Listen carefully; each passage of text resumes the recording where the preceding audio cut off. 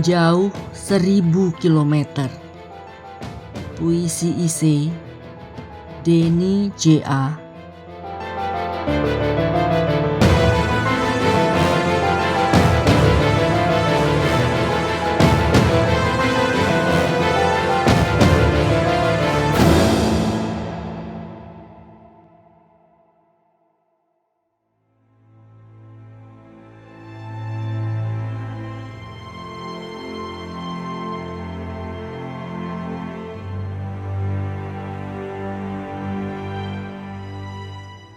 Malam yang gelisah, angin gusar, bertiup pelan, mendalam. Pohon-pohon bergerak ragu-ragu. Pukul 3 dini hari, Bendy masih duduk di sana. Di beranda rumah, seorang diri. Dilepasnya pandangan jauh, sejauhnya ke langit. Ya Tuhan, 10 tahun sudah ku seberangi lautan. Aku sudah menjauh 1000 kilometer. Mengapa bayangan ini tetap mengikuti? Bendy sudah 10 tahun tinggal di Surabaya. Sudah 10 tahun ditinggalkannya kampung halaman Lampung Selatan. Bayangan itu datang lagi. Hei, orang kafir, orang Bali. Enyah kalian dari sini. Ini kampung kami. Jangan kalian sok berkuasa di sini. Bendy ada di sana. Ia sangat bersemangat. Matanya menyala. Bersama ratusan penduduk pribumi Lampung Selatan dari Kampung Agung, mereka menyerbu desa orang Bali, Bali Nuraga. Puluhan rumah mereka rusak. Puluhan pondok mereka bakar. Lebih dari 2000 orang Bali terkocar kacir mengungsi. Sebanyak 14 orang tewas. Berbeda dengan orang Lampung lain yang membawa golok, parang, Bendy membawa senapan angin. Tak lagi ia ingat berapa orang yang ia tembak dari jauh. Bendy masuk ke rumah itu. Itu kamar ia terjang. Terbuka. Seorang nenek di sana duduk di kursi roda. Bendy arahkan senapan angin ke kepala nenek itu. Bendy tak benar-benar ingin membunuh. Ia hanya gugup saja. Senapan angin ia arahkan tanpa sadar. Spontan. Tapi nenek itu tak takut. Terasa ini bukan orang sembarangan. Aura spiritual memancar. Pelan tapi mendalam. Nenek itu berkata, Kau juga punya ibu. Apa salahku padamu? Kejahatanmu akan menghantuimu hingga datang ajalmu.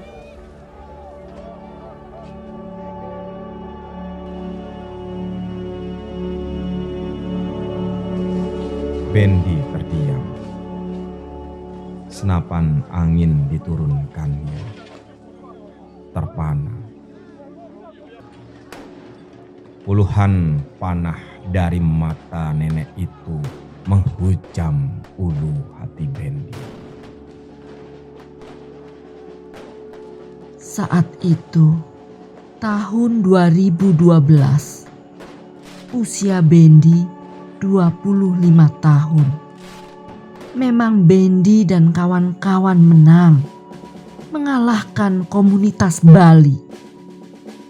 Tapi hujaman panah dari mata nenek itu terus bertahan di ulu hatinya, berkarat di sana. Kemanapun Bendi pergi, bayangan nenek itu ikut. Selalu terngiang ucapan itu. Kejahatanmu akan menghantuimu hingga datang ajalmu.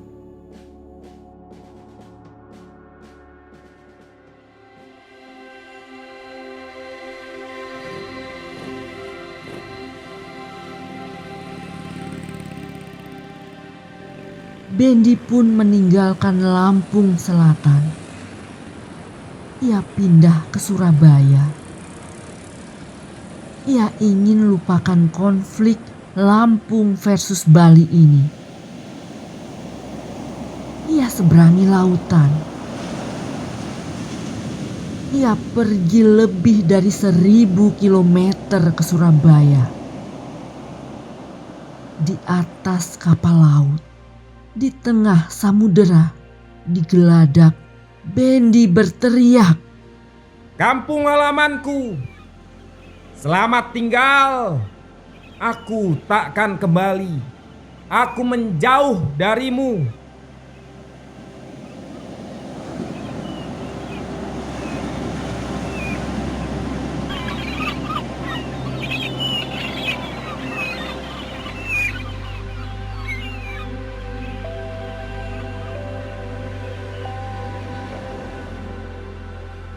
Melalui kenalan, ia buat KTP baru.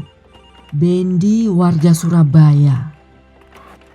Tempat kelahiran diubahnya, bukan Provinsi Lampung, tapi Sumatera Selatan. Ia pun beristri, beranak. Rahasia ditutupnya rapat-rapat.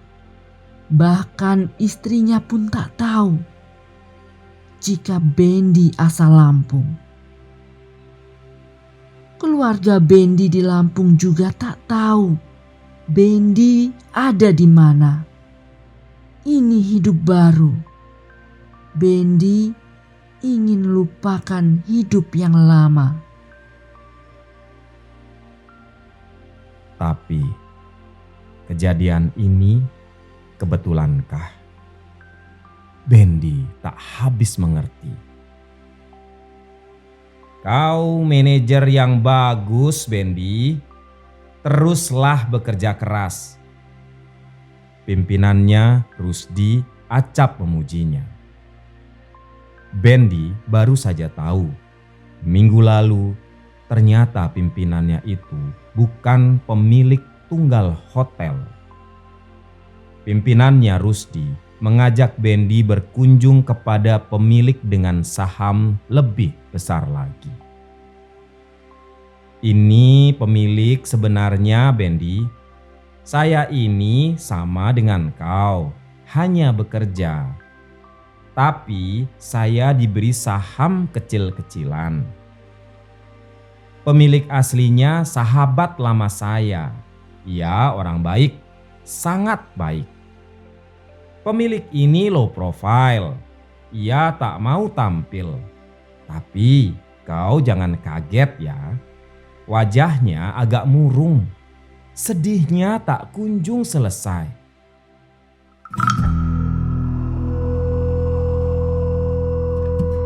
Bendi diam saja.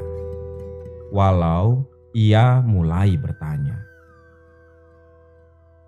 apa itu sedih yang tak kunjung selesai? Demikian Rusdi mengenalkan sepintas soal pemilik hotel tempat Bendi bekerja.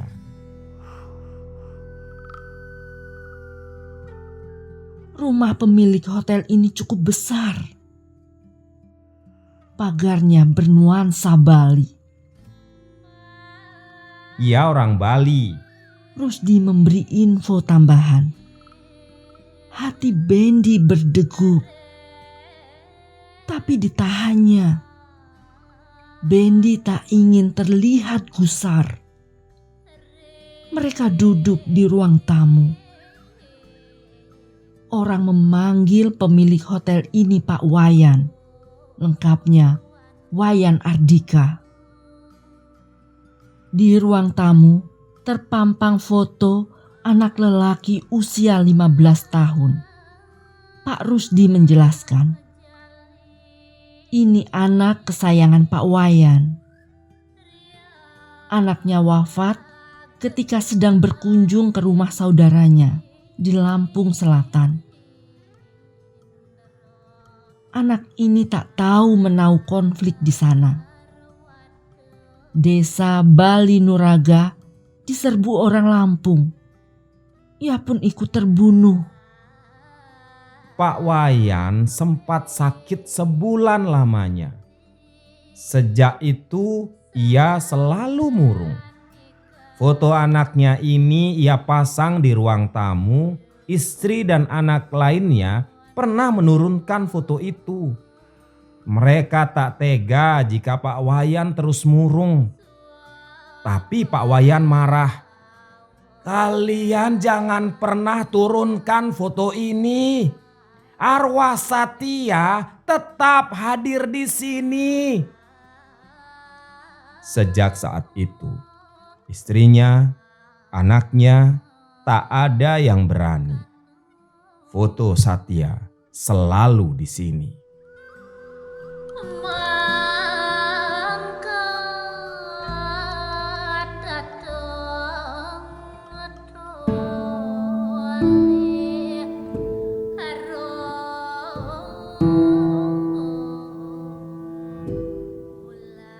Semakin berdegup hati Bendi. Ya Allah, ya Tuhan, aku bertemu lagi dengan kisah ini.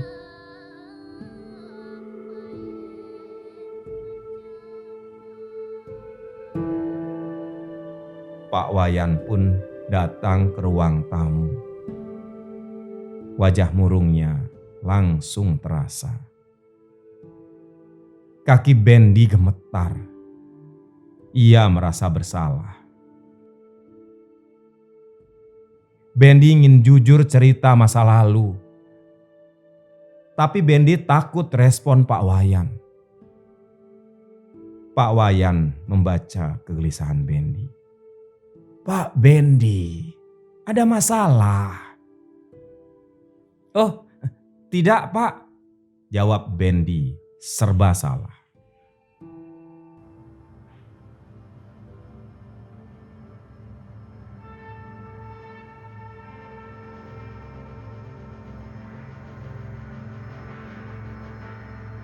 Di beranda rumah, tengah malam, peristiwa itu kembali datang, mengganggu Bendi. Peristiwa 10 tahun lalu. Bermula dari 2 gadis dari desa Agom. Salah satu gadis itu sangat Bendi sukai. Ia jatuh cinta. 2 gadis penduduk asli Lampung Selatan naik sepeda motor. Diganggu pemuda Bali dari desa Bali Nuraga. Kurang ajar, itu orang Bali memegang paha si gadis. Si gadis di motor terjatuh. Tak hanya luka fisiknya, tapi luka harga dirinya. Pelecehan seksual. Bentrok terjadi menjelang tengah malam. Pukul 23.00. Massa dari desa Agom menyerbu desa Bali Nuraga. Tidak dengan tangan kosong. Mereka bawa senjata. Bendi ikut memimpin massa. Ada yang pegang parang, Banyak yang membawa pedang, golok, celurit. Bendi sendiri menenteng senapan angin. Bentrok berlanjut hingga esok hari. Bentrok berlanjut lagi hari lusanya. Tak tanggung-tanggung, polisi menurunkan 1.500 personel.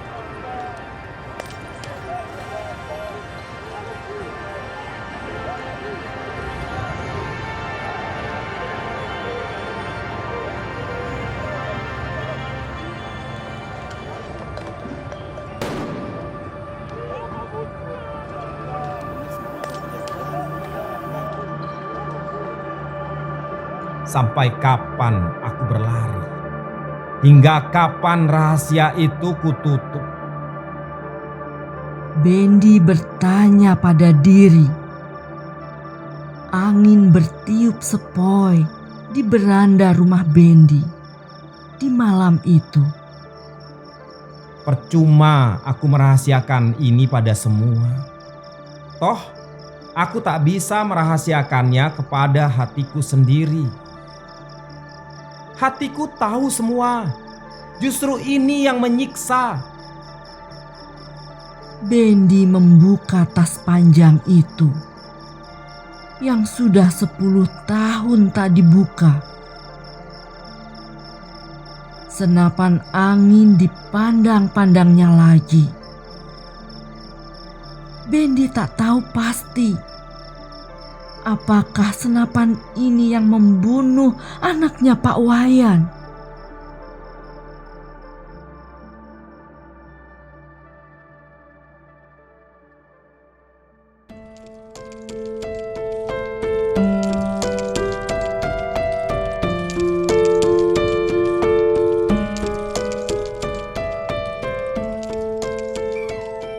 Pukul 4 dini hari, Bendi memutuskan saatnya aku berterus terang.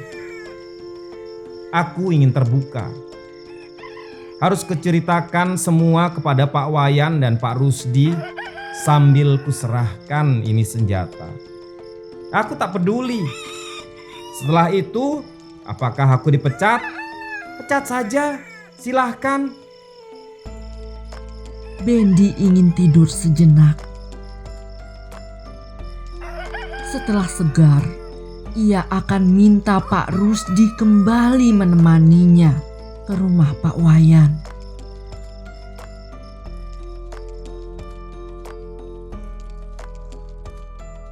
Siang itu, Bendi terbangun. Ia bergegas ke pantai. Dibawanya senapan angin itu dalam tas panjang. Ia menyewa perahu. Pak, antarkan saya ke tengah laut. Pemilik perahu menjawab, Saya tak berani ke tengah laut, Pak. Paling ke batas itu. Tak apa. jawab Bendi. Perahu melaju. Di batas laut itu, ia keluarkan senapan angin. Dibuangnya senapan ke dalam laut. Bendi berubah pandangan.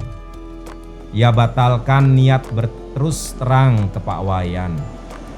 Bendi memilih tetap merahasiakan masa lalu. Biarlah masa laluku hilang bersama hilangnya senapan anginku.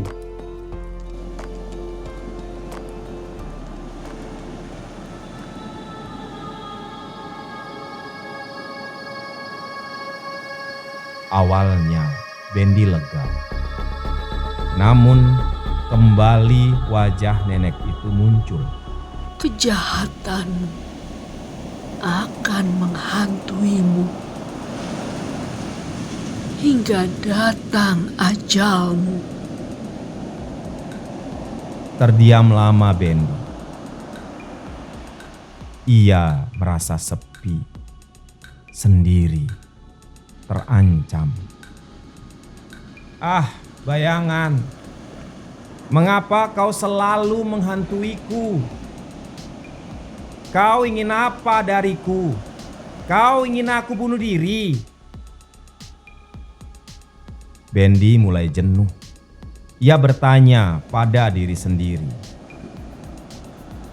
Perahu terus melaju ke pantai.